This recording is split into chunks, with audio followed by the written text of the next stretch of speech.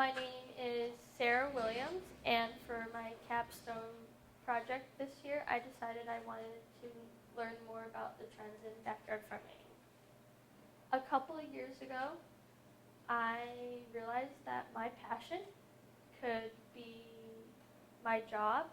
I always loved working with animals and getting my hands dirty in the dirt, and I also um, love doing outdoorsy activities like farming, like backyard farming. What I learned and what I did is I interviewed um, 61 people, and I did a ton of research. I also purchased my own goats, and I visited a lot of community gardens. Some things I learned about taking care of animals is that you need to know where you're going to get your grain from, and also you also need to know where you're going to get your hay, what type of vet you're going to have, because different vets specializes in different types of animals.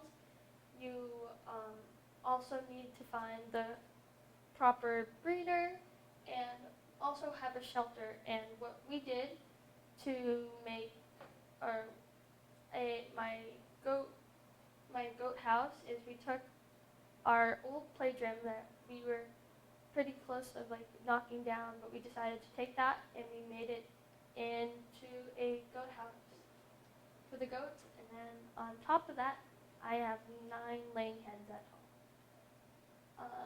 What I learned about growing vegetables, well, first of all, I decided this year that I was going to have 3 raised beds, and first I needed to figure out where I was going to put it because sunlight is most important when you're growing your vegetables, and so I had to figure out that, and I originally was going to put it in my front yard, but then I decided that I needed more space, so I put it in my backyard. And then also I needed to figure out where I was going to get my wood from and what soil I was going to use. And I realized that I have compost. I have like a compost bin in my yard, so I used half of that compost, and then the other half I had to buy some soil. And then I also had to, after that, figure out what exactly I wanted to grow. And then when you have a garden, you need to figure out how much space you need to leave between each thing you grow so they don't grow into each other. And then the other thing is in my the other picture you see up there is tomatoes that I grew last year, and I'm hoping to grow them again this year, and I also get fresh eggs from my chickens on a daily basis. And I would say one thing about growing your own food, it actually tastes a lot better than to grow your own food than it does when you buy it in the supermarket, because when you have it in the supermarket, it's there for a very long time, and it just tastes a lot fresher. What I found out is so surveys in interviews. So one place that I went to interview people at was a place called Agway. It's also the same place where I get my grain and my hay from. And then one day I went into Agway and I met with the owner, Dan, and I told him about my project, and then he explained to me that he wants me to come back because he was going to give a speech about raising your own backyard chickens. And so I came back, and when he was all done talking, I interviewed everyone who was there, and I got some pretty amazing feedback.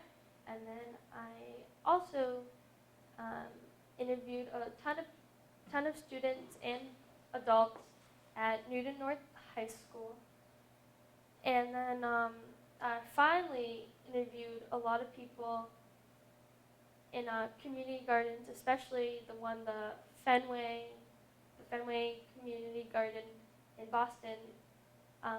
I didn't really know about the Fenway Community Garden actually until I started this project, and I realized they're on Boylston Street. They're like right behind Fenway Park. So I interviewed a lot of people there, and that was very helpful because it was a little different information that I was getting from local people around here. So some trends that I realized from doing this project is that most people have been doing backyard farming their entire lives. These are the same people that also told me their parents did it, so that's how they got interested in doing it, and that's why they do it. Other trends. So some other trends that I found out is a lot of people do backyard farming because it brings people together as a community, and also people really like the feeling of touching the soil, and it feels very therapeutic. And finally, like I said before, a lot of people love the taste of fresh food when the feeling of waking up in the morning, going to your garden, and picking that nice, fresh, juicy tomato and just eating it is just a wonderful taste. And instead of going to the market and then go to the market, the tomato's been there. It's definitely not grown here because you can't grow them all year round. And it's like, that tastes like, you go have a tomato and it tastes like plastic. So that's some trends. And then some history behind backyard, though how this all started is during World War I and World War II, the men had to go to war during the war effort, and the women had to stay home and work in their victory gardens and make their food so they could survive, because all the factory farms were making food to send over to the men. And then so things that are happening now is it hasn't happened yet, but they're trying to have laws so they can have more space in for people to do more backyard farming. Community gardens. So first of all, there are if you want to be involved in having a community garden, they usually first have you on a list, and then when you get accepted, you get a plot of land, and you're allowed to grow whatever you want. And also the town usually provides you water, and according to which town you're in, its the costs are dependent on which town. And then also what's great about community gardens is there are a lot of people around you. If you're like new to gardening or you're not sure what you want to grow, there are a bunch of your neighbors. You can ask them, and everyone kind of just helps each other out in a community garden setting. And they're usually based in like cities. There are a couple around here, but they're mainly in cities because you don't have enough room to have it in your backyard. You don't really have a backyard, so they put it in like usually in a park or any empty like spaces that are not being used by the city.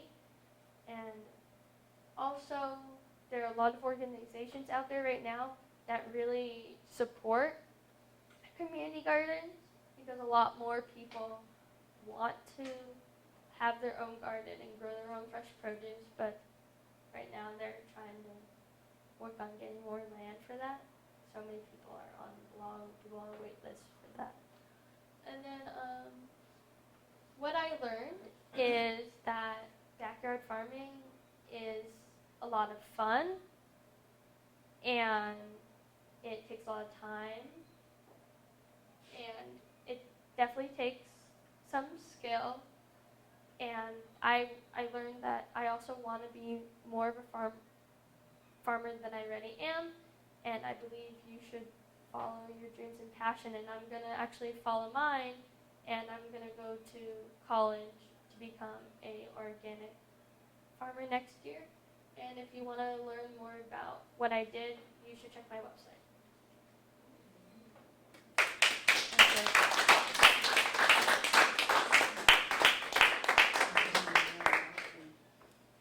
All right, at this time, we can take some questions from the audience. If you want to know more about Sarah's project, inquire about anything specific that she did. Yeah, can I have some of those tomatoes? How do you get them so red? It's I like, missed that from the Midwest. I would say, like I said before, it's like the location that you put your garden in. It just like all vegetables need a ton of sunlight, Yeah. and so they were just in the sun for a very long time. Everyone should have a garden. Any other questions? I got a question for you. So, somehow, despite all the work that you did, you made it look easy. Or you made it sound like, you know, you could be a student and just be casual and just do your gardening. How much time and energy does it really take to do what you did, to raise these, to tend these chickens, to raise these goats, to do all the processing, picking, planting? Like, how many hours a day did you contribute to I this? probably spent like maybe like 3 to like 5 hours per day on like everything I did like every day. I did different things, but like I would think like for this like whole project, the things that took the longest is like at the beginning of like where like for my goats I had to figure out if I could even have them, and then I had to figure out what am I gonna build? Like I need to build a goat house because they need shelter, and then I had to figure out for the raised beds, like where am I gonna get the wood from, and where are they gonna go in the front or backyard, and I also had to figure out who I'm gonna like interview, and I guess all of that was like definitely took a lot of time. Did you run into any snags along the way that you had to kind of rethink some things? I feel like from the beginning I kind of knew like pretty much what I wanted to do, and I didn't really run into a ton of problems. I guess I didn't feel like I ran into a ton of issues. Yes. No. I still think you're making it sound a little easier than it is, because I remember vaguely that you had mentioned that you have to get up early and feed the animals. Yeah, it's like not that early though. Like I would Like what's early? like early as in I would guess my goats are on a schedule now, Yeah. so it's different. But when they were babies and you first got them. Yeah, but I would say